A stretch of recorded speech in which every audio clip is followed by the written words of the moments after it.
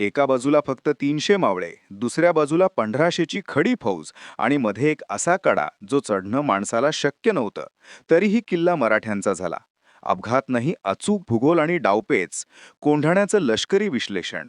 1670 शिवाजी महाराजांची राजधानी राजगडावर होती आणि जवळच होता पुरंदर. या दोन महत्वाच्या ठिकाणांच्या मधोमध होता कोंढाणा, मुघलांच्या ताब्यातला एक अभेद्य किल्ला. हा किल्ला मराठ्यांच्या प्रत्येक हालचालीवर नजर ठेवून होता. तो परत मिळवणं ही स्वराज्याची सर्वात मोठी लष्करी गरज होती. पण कोंढाणा जिंकणं सोपं नव्हतं. किल्ल्याची उंची समुद्र सपाटीपासून सुमारे 4300 फूट होती. किल्ल्याचे मुख्य दरवाजे कल्याण आणि पुणे दरवाजा. तिथे मुघलांच्या तोफा 24 तास तैनात होत्या. मोठी फौज घेऊन वेढा घातला तर महिने लागले असते आणि मुघलांची कुमक पुण्याहून लगेच आली असती. त्यामुळे वेळ कमी होता. हल्ला अत्यंत गुप्त आणि वेगवान असणं गरजेचं होता. पण प्रश्न हा होता, 200-300 माणसांनी एक अभेद्य किल्ला रात्रीच्या अंधारात कसा जिंकायचा? हे कसं शक्य झालं? उत्तर दडलं होतं भूगोलात. किल्ल्याच्या 3 बाजू चढण्यासारख्या होत्या. तिथे मुघलांचा पहारा होता, पण पश्चिमेला होता द्रोणागिरीचा कडा.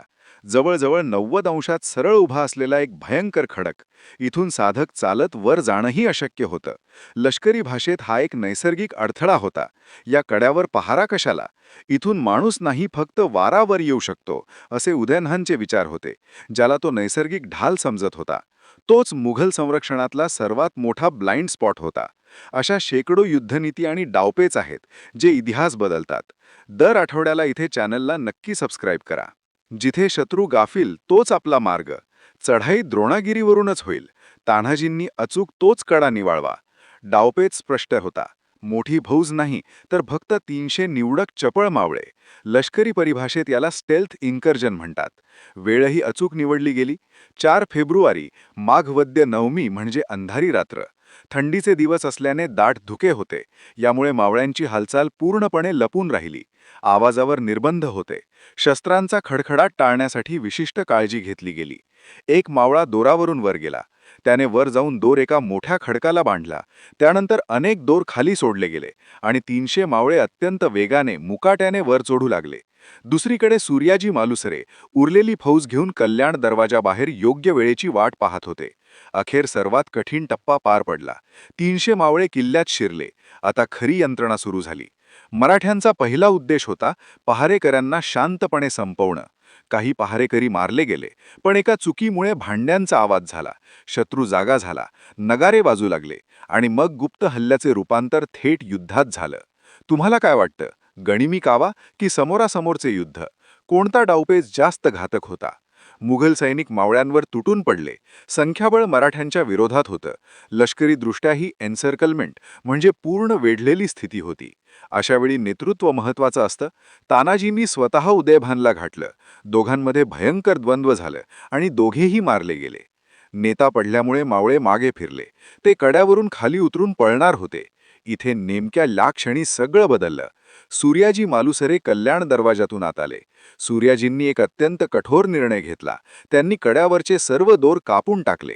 माघरीचा रस्ता बंद झाला. आता मरा किंवा मारा हा एकच पर्याय होता. याला लष्करी भाषेत बर्न द बोट्स म्हणतात. नैराश्याचं रूपांतर भयंकर रागात झालं आणि उरलेल्या मुघल फौजेचा धुवा उडाला. काही तासांतच निकाल लागला.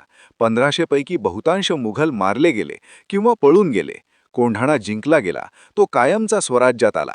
अशाच ऐतिहासिक लढायांचं लष्करी विश्लेषण समजून घेण्यासाठी चॅनलला सबस्क्राईब नक्की करा. हे यश कशाचं होतं? हे होतं असिमेट्रिक वॉरफेअर म्हणजे असममित युद्धाचं उत्तम उदाहरण. आजच्या लष्करी भाषेत आधुनिक स्पेशल फोर्सेस जशा रात्रीच्या अंधारात सर्जिकल स्ट्राईक करतात, तसाच हा हल्ला होता. जेव्हा तुमच्याकडे संख्याबळ नसतं, तेव्हा तुम्ही जागा, वेळ आणि पद्धत अशी निवडता जी शत्रूच्या कल्पनेपलीकडची असते. महाराजांनी फक्त योद्धे घडवले नाहीत, तर त्यांनी भूगोल वाचायला शिकवलं. द्रोणागिरीचा कडा हे त्याचं जिवंत उदाहरण. सोमवारच्या व्हिडिओमध्ये आपण तान्हाजींच्या बलिदानाची संपूर्ण कहाणी बघितली. आज ते लष्करीदृष्ट्या कसं शक्य झालं ते समजून घेतलं. सिंहगडची ही लढाई आपल्याला शिकवते, अशक्य असं काहीच नसतं. जर तुमची रणनीती आणि इच्छाशक्ती प्रबळ असेल, तर भूगोलही तुम्हाला साथ देतो. पुढच्या आठवड्याला पावनखिंडीचा थरार, 30 माणसांनी हजारांना कसं रोखलं. इतिहास नुसता वाचू नका, समजून घ्या. जय शिवराय. चॅनलला सबस्क्राईब नक्की करा.